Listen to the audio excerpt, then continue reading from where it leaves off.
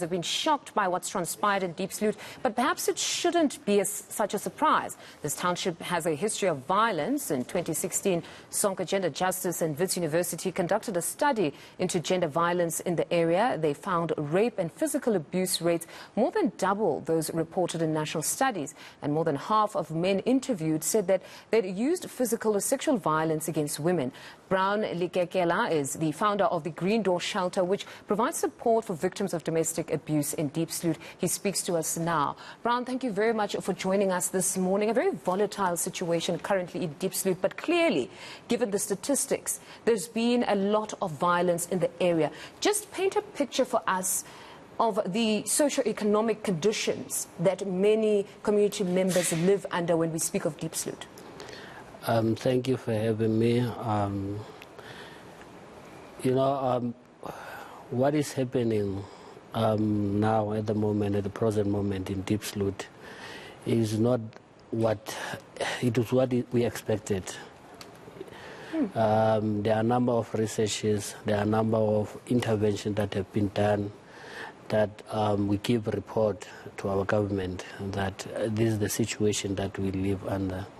Like you are touching on Sonke Gender Justice and Wits School of Public Health, I was part of that study where we were doing research on intimate partner violence. And it is true what we are saying. And we gave it a report to, it was national, everybody knew about it, that there is a crisis that needs to be dealt with. And I think in 2015, we wrote Mail and Guardian. We did a story called Diepsloot Place of Chaos, whereby I was doing that research with that story with Mia Malan in 2015, whereby all the clients, all the victims that I helped at the police station did not get justice, and we needed help. The story went viral when... Why didn't they get justice? What is the problem with the police station? Because that one itself is also very topical, because it seems residents just have lost all hope. I think accountability, and most of the police officers at the police station, not all of them, they don't react as they're supposed to when they are faced with crime. So they are desensitized to violence because they've been in this violent area, that they're not moved? Yes. So that is why we've done the stories, even if they know, the police officers. After that story that I was saying that we did with Mia Malan, with Mail and Guardian, I was accused at the police station. I was threatened to be arrested, because if I don't put out the name of the police officers who was also part of the interviews that were done by Voice of America and Mail and Guardian, and I refused because I didn't know who was that police officer. But they said that I was there, I knew. So if I don't speak who was the police officer, he was really saying the truth, what is happening in the police station, saying that most of the senior police officers will go with their vans at their homes. And most of the people, when they want to do their job, it is difficult for them to do it because there are no vehicles.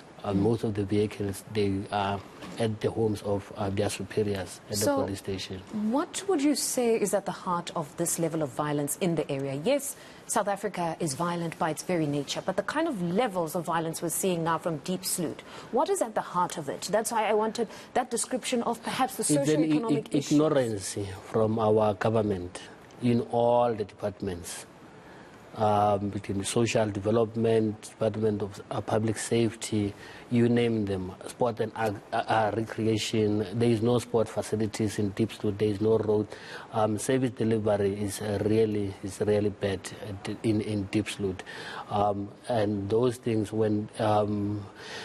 It's really bad. That is why... So they see no hope. This is a demoralized and dejected youth who lack even the infrastructure to make them a bit more positive, to say we're going to the library, we're going to the sports field to play. There's nothing to do.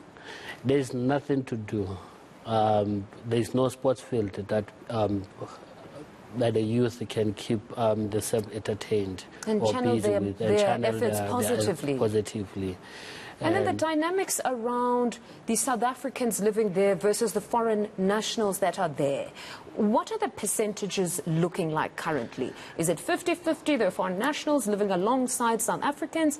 Is it ordinarily peaceful, or what is happening? Because we're really getting a picture right now of, it seems, South Africans that can no longer live with foreign nationals in that area, or particularly the undocumented ones, as they emphasize.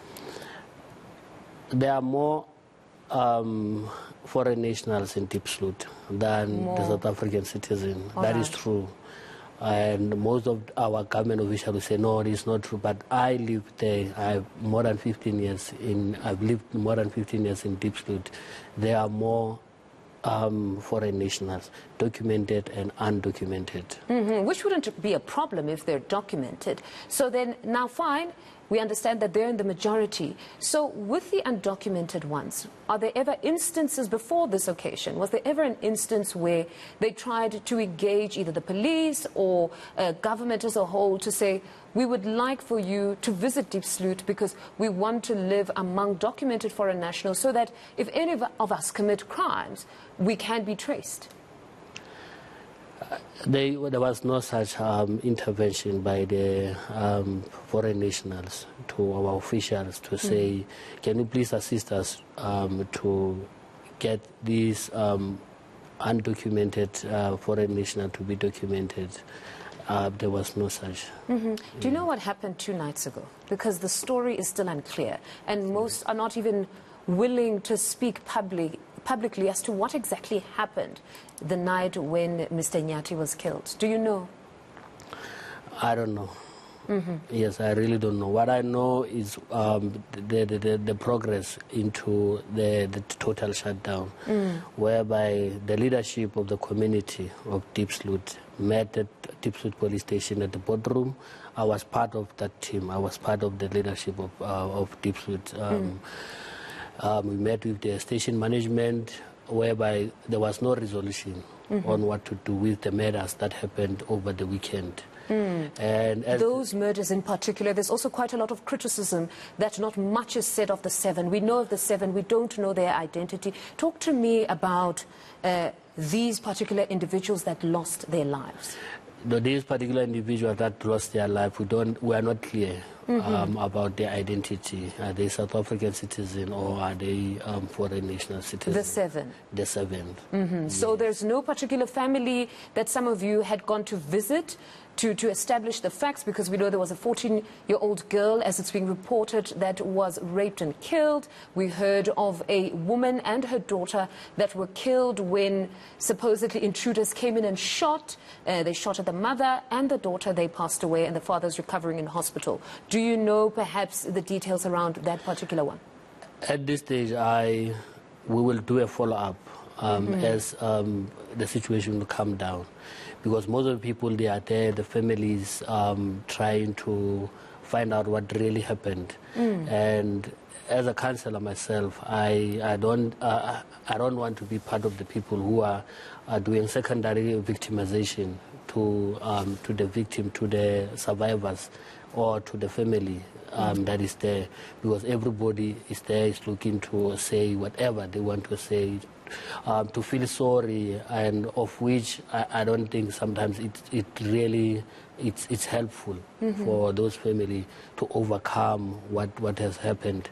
So I think after these situations subside, and that is when I will go to the families, as I always do, to go and meet the family of survivors of trauma, who have been experienced trauma.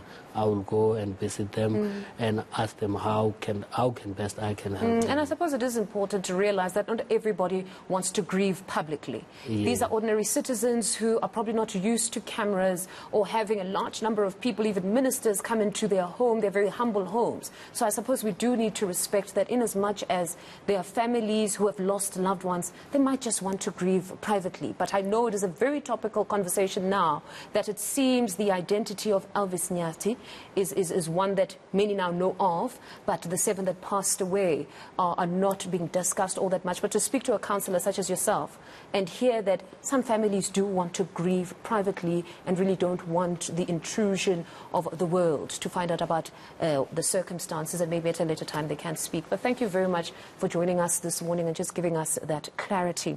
That is Mr. Brown there, the founder of the Green Door, Brown Lekekela.